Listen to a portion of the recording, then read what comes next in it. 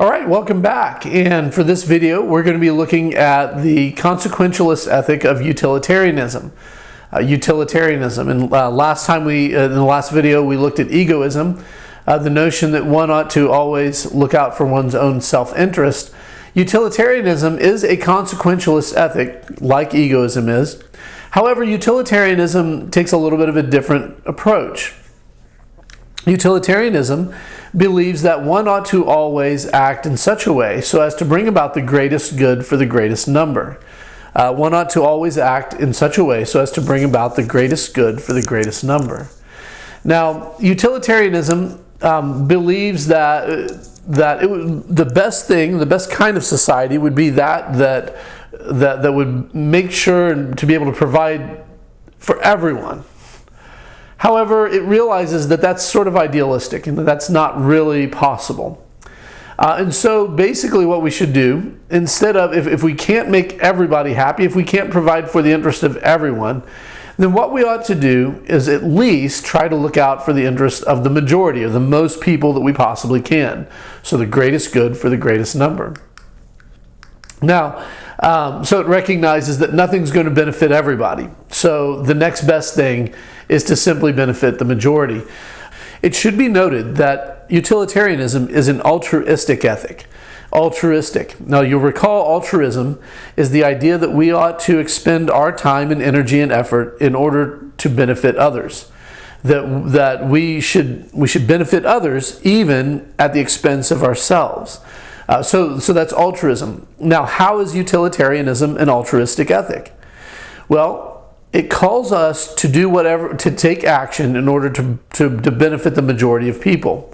But it's very possible that we might find ourselves in the minority position. But even if we do find ourselves in the minority position, we are still called upon to do whatever it takes to benefit the majority. So that's why this is an altruistic ethic. It calls for us, even at some points, not all the time, certainly, but at some points it may call upon us to sacrifice some value of our own so that the majority of people might be benefited. So that's an altruistic ethic. It tells us to look out for the benefit of the majority, even if we are in the minority in that particular situation. Utilitarianism may form a foundation for part of American civil government. When we go to vote on things, for example, when they have elections here, we'll go vote for a person to represent us. And the way that person is, it is determined whether that person won or not depends upon how many votes they got. And so the majority rules. The majority carries the day. Also, when our representatives in either house or whatnot, either chamber, when our representatives are making law, the way that they determine whether a bill becomes a law, in very rough form. But anyway, they're going to vote on it at some point, and the majority is going to carry that vote. And even if the executive branch vetoes that law or that bill, it can be overridden if the majority is sufficient enough from the elected representatives. So majority rule is sort of it's one aspect of American civil government. Of course, American civil government is not founded completely on majority rule, but it is a factor there. Okay, two thinkers we want to look at under utilitarianism. The first one is a guy by the name of Jeremy Bentham. And Jeremy Bentham is kind of an interesting guy. But anyhow, he's kind of in his day, he's kind of a rock star philosopher. He's a very charismatic guy, very, very intelligent man. He wrote widely on a number of different topics, not only utilitarianism, but also education, educational theory, things like this. But his ethic is utilitarianism, and in his day, he announced ahead of time that the next book that he was going to write was going to be the end book for all, the last book that is necessary in the realm of ethics. And so he had quite a following, and there was a lot of expectation for this. Well, when he let his book come out and be published, to say that it was sort of a letdown with the exception of those who are his sort of dyed-in-the-wool fans. To say that it was a letdown is an understatement. Bentham's critics basically tore it to pieces. They called it a pig philosophy, which we'll see why that is in a minute. But anyway, his book expounded on a version of utilitarianism, the idea that one should always do what is in the greatest good for the greatest number. One should always do what is in the best interest for the greatest number, promotes the greatest good for the greatest number. But when you say something like one should always do what promotes the greatest good for the greatest number, there's two things that need to be clarified. What do you mean by good, and what do you mean by greatest? If we're talking about greatest good for the greatest number, what do you mean by greatest? What do you mean by good? Well, for good, Bentham, as we had talked about in the previous video, Bentham was a hedonist. He believed, and one of the things he's well known for saying is that human beings have two sovereign masters that basically make them do whatever they do. They're sovereign masters. They're are pleasure and pain. They act in order to pursue pleasure. They act also in order to avoid pain, according to Bentham. So good equals pleasure. But you might ask yourself, well, how is pleasure to be measured? And the answer to that question, Bentham would say that the greatest good would be the greatest quantity of pleasure. And so he measures greatest in terms of quantity. Now, this is what got him in trouble with his critics, because his critics are like, how do you measure quantity? How do you measure quantity of pleasure? Well, Bentham says the way that you do that is what you want to do is you want to quantify pleasure according to, and he called the unit of measurement of pleasure, he called that a hedon. And he says what you need to do is you need to think about 7 aspects of pleasure, and you need to assign them a number of hedons based on how a particular act is going to produce that pleasure. So when you're considering an act, what you do is you sit down with a piece of paper and you mark down these 7 categories. And in every one of these 7 categories, you want to rate this act as to what you can expect the amount of pleasure that will be produced by this act. And so what are those 7 he calls this, by the way, he calls this the hedonistic calculus. Hedonistic calculus, and this is a tool that Bentham develops in order to try to determine what act is going to produce the greatest amount of pleasure for the greatest number of people. And so the seven aspects of pleasure that he talks about are these. The first one is intensity, and he notes that some pleasures are far more intense than others. For example, eating a Thanksgiving meal where you just sort of gouge yourself on turkey and mashed potatoes and everything else. Eating a Thanksgiving meal is a very intense pleasure. It feels great. You feel all warm inside. You feel like taking a nap, which, by the way, is also pleasurable. And so that's a great amount of pleasure. Great intense pleasure. Whereas reading a book may not be as intense. Reading a book is just kind of laid back. You sit back there and you even if it's a really good book, the pleasure of it is less intense. But it might be longer lasting, but it's less intense. Well, that brings us to our next category, our next aspect of pleasure, and that is the duration of that pleasure. Whereas we can readily understand and acknowledge that some pleasures are more intense than others, also some pleasures last longer than others. And it may very well be that a pleasure that is not as intense but longer lasting might produce more pleasure than a pleasure that is intense but only lasts for a few moments, right? So just taking those 2 aspects of what it means for something to be pleasurable, we can readily see that just because something is intensely pleasurable doesn't mean that it's going to produce the most pleasure. So there's intensity, and then there's duration. Duration asks, how long will the pleasure last, right? Because eating a Thanksgiving dinner is a very intense pleasure, doesn't last that long. You're looking 2, 3, 4 hours later, you're ready for leftovers already, another piece of pumpkin pie or whatever it may be. The intensity of that fullness and that pleasure has gone away. Whereas if you're reading a book, that pleasure might last for a much longer duration, not only in the moment that you're reading it, but also later on as you're just thinking about how that was such a cool way in which that story was handled, and it gives you pleasure later on. So the intensity and duration, those are two categories of a hedonistic calculus. The next one would be that of certainty. How certain are you before you do the act that after you do the act, it will produce pleasure? You see, herein lies a major drawback for utilitarian ethics, and that is this. You're supposed to do an act which results in pleasure, but how do you know before you do the act that the consequence of the act is actually going to be what you expect? How do you know when you're doing it, or before you do it, that when you do the act, that it actually is going to turn out like you think it is?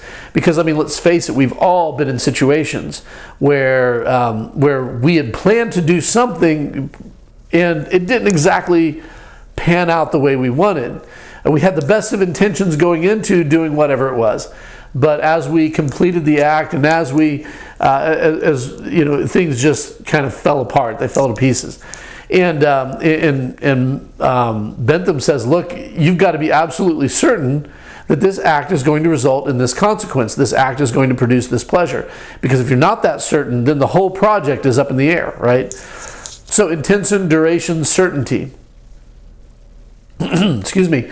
Propinquity is the next one. Now, this is not a word that we use a lot anymore, but propinquity is the notion that is the idea of delayed gratification, right? So how soon or how remote can we expect this act to produce this pleasure?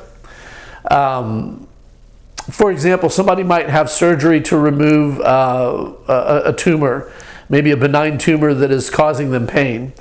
And you know what? Surgery, it's not that pleasurable. But later on, after the recovery period is over, they're going to have increased range of motion. They're going to have, they're not going to have the constant pain and the nagging that tumor was produced. And so they're going to be pain-free. But that pain-freeness is a state that will exist a while from now after they've healed, right? It's remote. So what is, rather than maybe getting a shot just to numb the pain for this instant, that will do it very quickly, but in the long run, it's not going to help things in the long run. So how soon can you expect the pleasure or this pleasure to take place? That's what he calls propinquity. I think college students are all acquainted with the notion of delayed gratification, right? Because you're in college right now.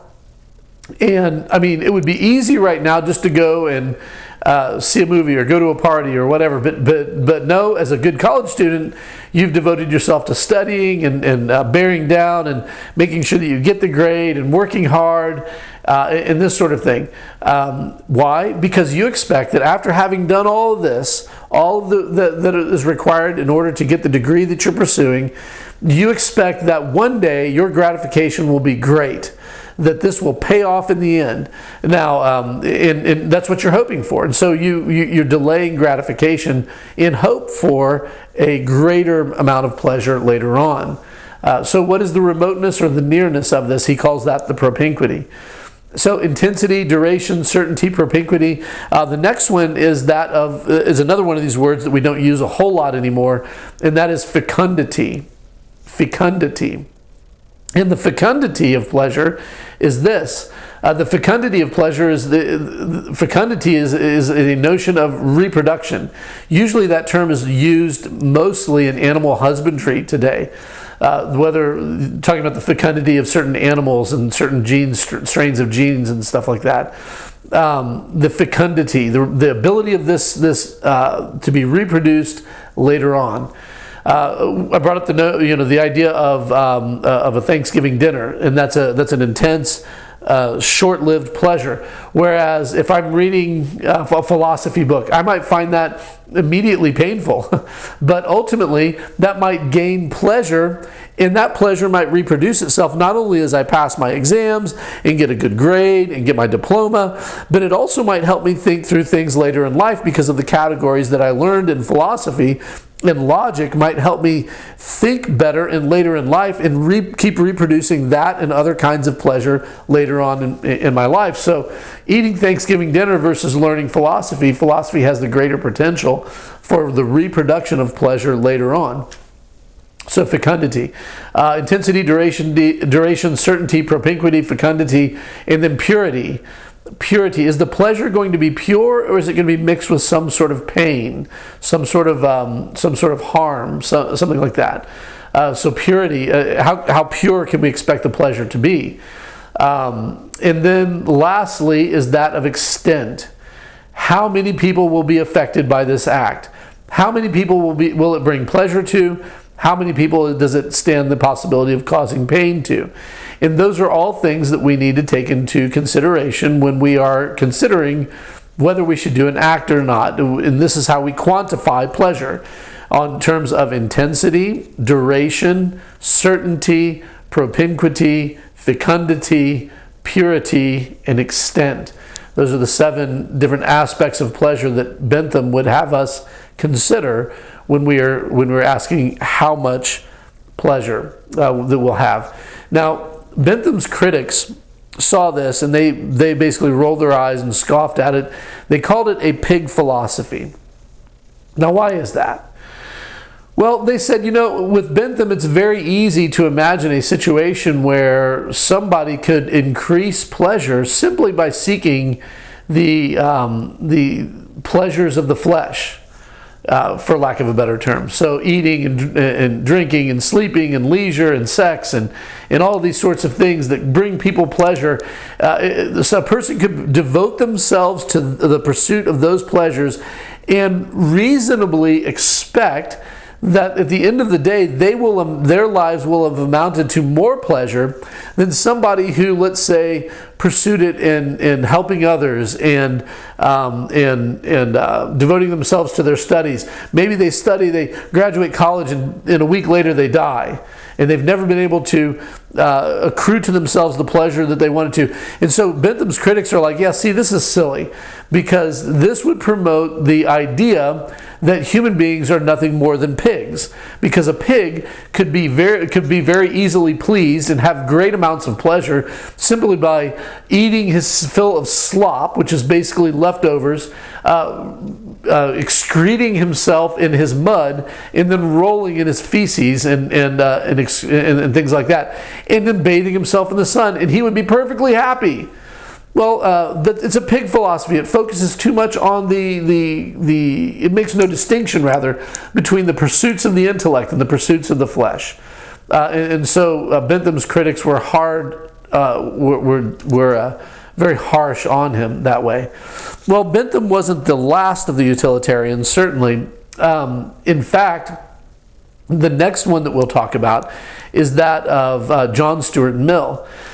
And John Stuart Mill actually was a protege of Jeremy Bentham. I mentioned earlier that Bentham was kind of a rock star philosopher in his day, and he had kind of a little group following, groupies, that would gather around, and they paid attention to everything he said. They hung on every word. Well, among them was a man who, when Bentham came up with this new theory of education, this man said, look, why don't you try out your new theory of education on my son, little John here? And he's a very bright young boy, and he could use a good education. And if you teach him and he turns out well, you can show people that your theory of education works. So Bentham did that. He was a tutor and a tutor for John Stuart Mill. He basically educated him, and was a very rigorous training. I mean, Bentham put him through a lot. He learned several research languages. By the time that he was like 12, 13 years old, he had known Greek, Hebrew, Latin, and various German research languages, in addition to his own language. He had been able to read the classics and so forth. Anyway, so little John Stuart Mill was very intelligent, a brilliant young man. However, because of the intensity of his studies, in his teen years, John Stuart Mill undergoes a mental breakdown. And as a result, he does recover. And as a result, after he recovers, though, he begins to write, and he writes very prolifically. And he takes a lot of the theories of his teacher, Jeremy Bentham, and he basically he's going to modify them just a little bit, but he's pretty much in lockstep, other than that, with Bentham. Now, what does he do differently? Well, he does believe, he agrees with Bentham that the best ethic out there is utilitarian, is the principle of utility. And here's the reason. He justifies it on this basis. He says, look, if we're talking about what someone's human rights are, we don't know what rights are. Rights are something that's sort of in the atmosphere. They're ethereal. They're things that we can say that we have, but we can't see them. We can't touch them. We can't feel them. So we can't formulate an ethic based on human rights. Also, likewise, we can't tell for sure what human virtues are. What would be a character quality of excellence? Because virtues, while there may be a certain consensus on it, virtues basically are only good if they serve to promote human flourishing. And if they serve to promote human flourishing, then virtues should be subjugated to utility. Utilitarianism, however, is a theory that does produce visible consequences, because you can see that the consequences. You can measure them. You can tell them how they're going to be beneficial. Because of that, that's the reason we should go on the basis of utilitarianism. It's kind of an empirical ethic. You can see the effect that it's going to produce. Mill does differ with Bentham, however, in one respect, and that is this. He does agree that the good ought to be defined in terms of pleasure. However, he believes that rather than saying the greatest is determined by the greatest quantity, like Bentham did, he says that the greatest should be determined by the greatest quality of pleasure. He makes a distinction between mental pleasures and physical pleasures. And we can see this distinction, right? We can understand this kind of intuitively. Mental pleasures might be something like reading or writing. It might be studying or creating or something of that nature. Those are things that exercise our intellect as human beings. They engage that part of us that makes us human, our reason and our intellect, our ability to think. And so those are mental pleasures. He makes the distinction between mental pleasures and physical pleasures are pretty well understood. Physical pleasures could be things like eating, things like exercising, like sleeping, like sex. Those things which indulge that utilize our body in the doing of them. Those are physical pleasures. So there are mental pleasures and there are physical pleasures. Now, Mill labels physical pleasures lower pleasures, and he labels mental pleasures higher pleasures. Now, how do we justify naming physical pleasures lower and mental pleasures higher? Well, Mill believes that the reason that we do this is because, let's face it, he says, for everybody who is able to experience both kinds of pleasures, anybody who's able to experience both of them, they're going to inevitably agree that mental pleasures are higher pleasures. Now, this is sort of begging the question, right? Because what happens when somebody comes along and says, "Well, I can experience both of them, and I, for myself, prefer physical pleasures." Well, then Mill's going to say something along the lines of, well, see, the reason that you prefer physical pleasures is because while you might think that you can experience both, you really don't experience both. And so he's going to beg the question. He's going to believe, or he's going to say that no, that's not possible. Everybody who has a brain is going to choose mental pleasures. Of course, that's kind of a logical fallacy, but that's what Mill says. when he's asked why the mental pleasures are higher, physical pleasures are lower. Now, there is a problem here, and it wasn't as if Bentham didn't understand that there's a difference between physical and mental. But Bentham, John Mill's teacher Bentham, he believed and still chose quantity, because here's the problem with making a distinction between mental and physical, and then saying that mental pleasures are higher, physical pleasures are lower. Because if we're talking about the greatest good for the greatest number, right, that's it. So the greatest good in utilitarianism is supposed to be pleasure. But what Mill has done in making this distinction between the two is that he has created another form of measurement, a secondary form of measurement in the notion of what he calls the greatest good. So are we talking about the greatest good, or just the greatest good, right?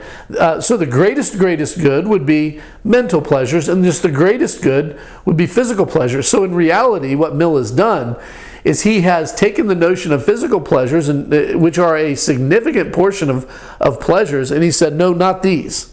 The greatest good is actually the pursuit of mental pleasures, and he's made it all about that, when he himself should know that the pursuit of mental pleasures at the expense of everything else leads one to a mental breakdown. He experienced that in his life. But nonetheless, he does want to accentuate this distinction. He does want to accentuate that distinction. Now, I do want us to examine some critique of utilitarianism. And the reason being is because I think at first glance, especially because this is our culture's almost default setting, at first glance, this seems to be unquestionable. It seems to be self-evident. Everybody should work for the greatest good for the greatest number. So we live in a culture that values self-sacrifice. We live in a culture that believes that one should always work for the greater good. We'll use that kind of phrase. And that's what utilitarians are advocating, right? However, we may do so, we may advocate for those sorts of things in an uncritical way, and without examining them. And I want us to take a look at some critiques that people have offered toward utilitarianism that I think that need to be examined. So the first thing is this, and there's a philosopher named Philippa Foot who says, think about it along these lines. She proposes a thought experiment known as the trolley problem. And this is a rather famous or well-known thought experiment that people will talk about. I think it's been mentioned in books and movies and things like that.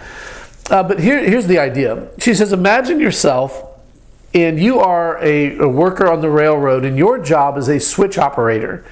And you are to stand at this particular switch so that when the train comes by, if you want the train to continue on to the main line, you just leave the switch alone, right?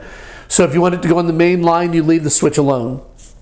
But if you need the train to go down the branch line, then you have to pull the switch. You see the train coming, this train needs to go down the branch line, you pull the switch, and it diverts the train down to the branch line. So that's your job. And so you're sitting there all day, every day, either leaving the switch alone and waving at the people as they pass, they go down the main line, or if it needs to go down the branch line, you pull the switch and you wave at the people as they go past and they go down the branch line.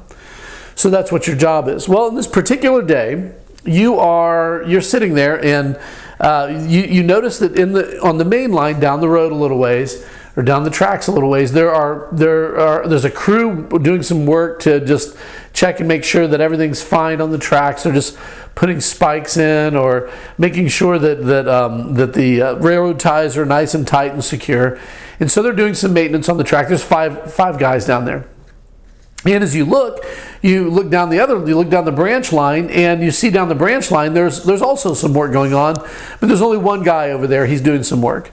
And neither of them, they're all doing railroad work, and so they're kind of they've got their earbuds in, and they're listening to some music and not really paying attention to what's going on. Well, come to find out, the 12 o'clock train is 20 minutes early. And you see the train coming down the track, and it comes around the bend, and there it sure enough is. And those guys are still on the tracks out there. There's 5 guys on the main line. There's 1 guy on the branch line. If you leave the switch alone, it's going to go down the train's going to go down the main line and run over 5 people. If you pull the switch, the train's going to go down the branch line and run over the 1 person. So what do you do? Well, what would the utilitarians say that you should do? Well, the utilitarian should say, well, we've got greatest good for the greatest number, right? And unfortunately, in this particular situation, there's no greater good. There's no good, but there's sort of a lesser evil, right? So what should you do? Should you leave the switch alone and plow over the 5 people? Should you take your hand, pull the switch, and your hand will be the one involved in bringing about the end of the life of the 1 person who's down there? What are you going to do? So the utilitarian would say, you've got no choice in the matter. You've got to take your hand, put it on that switch, and pull the switch, all the while knowing that every inch that you pull that switch brings that 1 guy on the track closer to death. So what do? The utilitarian says, look, pull the switch. Train goes down there, and it kills the guy on the track. Okay, that's a problem. Utilitarianism, one of the things that it might make you do is involve your very own hands with something that is horrible, that is atrocious, that otherwise we would think is a terrible thing.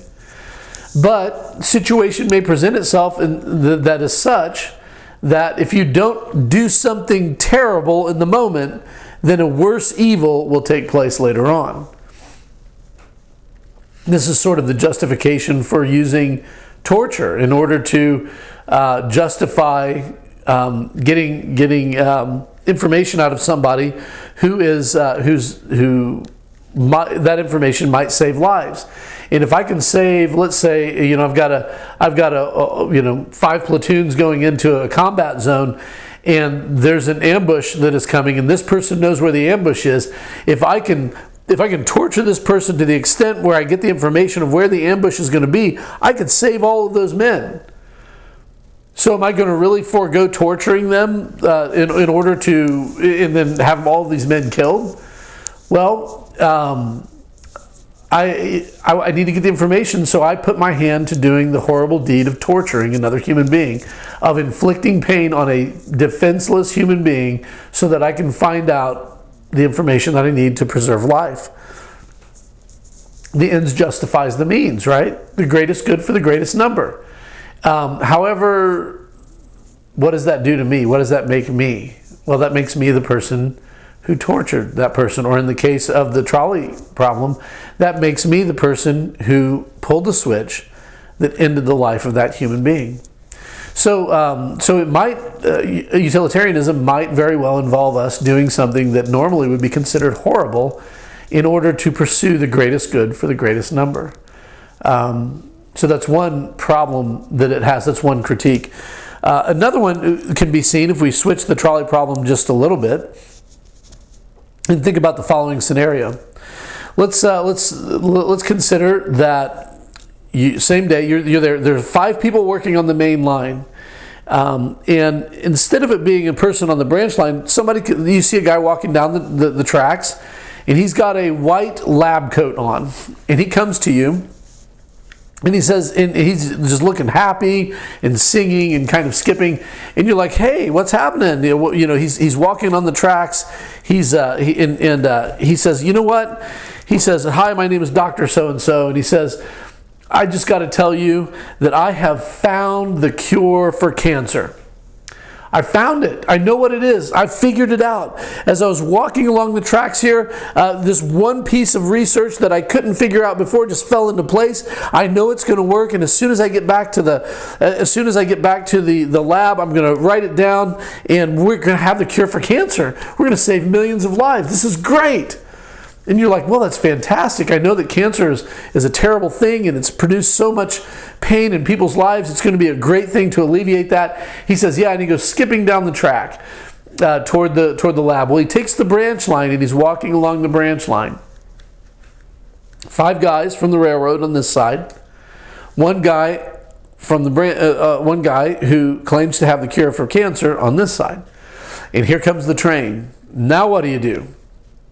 Do you let the train run over the 5 people, or do you pull the switch and let the train run over the 1 person? Well, in this case, the utilitarian would say, well, if that guy has the cure for cancer, then we've got to save his life. Because 5 lives are a small price to pay, as bad as that is, would be a small price to pay if we could get the cure for cancer, right? So the utilitarian would say that, but here's the problem. How do you know that that guy in the white lab coat has the cure for cancer? How do you know? Are you certain that he has the cure for cancer? I mean, because whether you pull that switch or not, what you do with that switch is going to change things irrevocably. Are you absolutely certain that that guy was a research scientist looking for the cure of cancer who actually has it? Or maybe he was an escapee from the mental hospital who stole a lab coat so that he could get out. So how do you know? How are you certain before you commit to what you do with that switch? How are you certain that the outcome is going to be what you expect?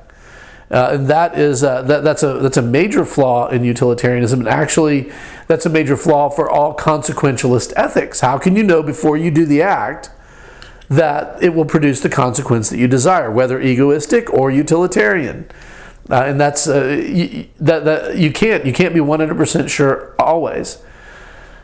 So that's always sort of a drawback to either utilitarianism or egoism. So there's that issue. But those probably aren't the most severe issues. Probably the worst one is this. If we modify the trolley problem one more time, we can see this. Well, this is one of the most. There are 2 more. But think about this. Think about, again, scenario. On the main line, you've got 5 guys down there working. And they're just plugging away and so forth. And the 1 person that is on the branch line is not another railroad worker and is not a research scientist that may be somebody else, but is your mother or your brother or sister or loved one, somebody that you care for as much as you care for yourself. Imagine that. Now what do? What would the utilitarian say to do? Well, the utilitarian would look at that and they would say, well, there are 5 people over here. These people are young people. They're laborers. They're workers. They've got a lot of life ahead of them. They have families, each one of them. They want to see their kids grow up. Their kids need to have their parents. Over here, you've got your mom, who you love very much. But let's face it, mom's getting up there in years. She doesn't have as much life left as the people over here do. And there's only 1 of her. There's not 5. Like there are over here. The utilitarian would say, I hate to say this to you, but the moral thing to do to promote the greatest good for the greatest number is to pull the switch and let the train run over mom. Well, here's a problem. Herein lies a problem with utilitarianism, and that is the problem of equality. Because as much as we think that equality might be a virtue, none of us treats everybody equal. I have 6 children. I feed my children. I clothe my children. I care for my children. I provide for my children. I don't do that for the children next door. Now, they're good kids and I love them. And if somebody were trying to harm them, I would step in and try to protect them. But I prefer my children over everybody else's children. And I think that every parent does. And we have this intuition within us that we should have the right to prefer our kids more than others. And so there's no equality in my mind when it comes to whose kids I like the best. Now maybe one day if I have grandchildren, I'll like them better than my kids. I don't know. I've been told that by some grandparents. But you understand what I'm saying. We believe, we inherently, almost intuitively believe that people have a right to show preference to those that they want. Well, utilitarianism doesn't allow for that because everyone equals a 1. Everyone is equal. And if on the track we have the equivalent of 5 over here, and on the branch line we have the equivalent of 1 over here, it doesn't matter who or what that 1 is. It doesn't matter who or what the 5 is. the numbers are all equal, and so we simply have to go with what promotes the greatest good for the greatest number. So anyway, that's a pretty major drawback to this theory. Perhaps, however, the worst one is this, and it doesn't involve the trolley problem. Perhaps the worst one is this, the worst drawback to utilitarianism is this. It is that it does not have a basis for what we call unalienable rights. Utilitarianism does not provide a basis for unalienable rights. Now, John Stuart Mill recognized this right out of hand. And he, in fact, thought that we ought to just get rid of the idea or the notion of human rights. Rather, what we ought to insist upon is the notion of what he calls civil liberties. Civil liberties. Civil liberties and human rights are two different things. Civil liberties are those freedoms that we recognize that would promote the greatest good for the greatest number. Human rights are freedoms. A human right we could define as a claim that we have on others that includes a freedom for ourselves. So the two things are different. Human rights say, look, don't violate these or it is immoral. Civil liberties say, if these provide the greatest good for the greatest number, then we'll follow them. But if they don't, then it's time to get rid of them. Now, where this becomes a problem in practice is that we can always justify then doing whatever we want to, causing any amount of pain to the minority, so long as it creates a greater good for the majority. Case in point, historically in the United States, would be the issue of slavery. Because in the days where slavery was legal and where they were engaging in the battle to make it illegal, during that whole course of American history, what ended up happening is that you see people in the South who were pro-slavery who were making utilitarian arguments for keeping slavery legal. They would say things like, you know, what would happen if we freed all the slaves right now, what that would do to the economy of the South? Do you know what that would do to our agriculture? And even people in the North wouldn't have any food then. And by the way, it wouldn't help the slaves any, because if they had their freedom, but there wasn't any food for them to eat, then it's going to hurt them too. So it's going to produce the greatest good for the greatest number if we simply keep slavery legal and regulate it. That's how it was regulated and kept legal for so long. Well, no, I don't think there's anybody alive today. Well, there probably is someone, but the vast majority of us, I think, are of the agreement that we don't believe that human beings should be slaves. In particular, especially if that slavery is done on the basis of something like ethnicity. Now, you know, if somebody wanted to sell themselves into slavery and they had a choice in the matter, that might be something different. That would be more like a contract worker anyway, but sort of. But we could see, okay, maybe that could be justifiable, but never kidnapping somebody and forcing them on the basis of just the color of their skin or something of that nature to serve us for nothing for the entirety of their life. That's wicked. But under utilitarianism, the reason we would say that slavery is wicked normally, not under utilitarianism, but normally, is because we would say that it violates human rights, that these people, the people that are slaves, that they deserve their freedom, and we are violating human rights. Well, utilitarianism says if it produces the greatest good for the greatest number to treat people like this, then maybe we should consider it. So there's no basis for unalienable rights.